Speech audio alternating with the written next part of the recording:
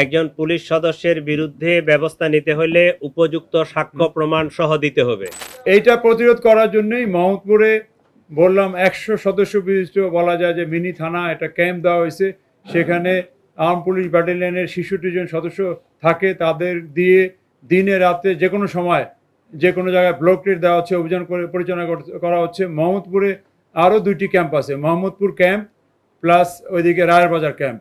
এবং মোহাম্মদপুরে একটা থানা স্থাপনের জন্য আমরা প্রস্তাব রেডি করতেছি। রায়ের বাজার থানা স্থাপনের প্রস্তাব অলরেডি মন্ত্রণালয় পর্যায়ে আছে। অতএব আমাদের অভিযান অব্যাহত আছে এবং জোরদার করা হইতেছে। গত 19 এপ্রিল মোহাম্মদপুরের যে 3 রাস্তার মোড় সেখানে এপিবিএন সদস্য সহ একটি অভিযান চলে, তো অভিযান চালাচ্ছিল, সেইগুলো কি আসলে সফল হচ্ছে না? না, করা তো আছেই। এক পাশে মহড়া দিতেই পারে, তাদেরকে আমরা আবার তাদেরকে খুঁজতেছি, পাইলে আমরা ধরে ফেলবো। ধন্যবাদ ধন্যবাদ ভাই।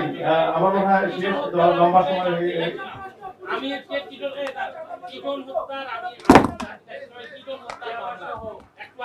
এই আপডেটটা আমাদের ডিবি তদন্ত করতেছে, ডিবি এবং থানা পুলিশ তদন্ত করতেছে। তারা আপনাদেরকে আপডেটটা সময় মতো জানিয়ে দিবে, সময় মতো জানিয়ে দিবে।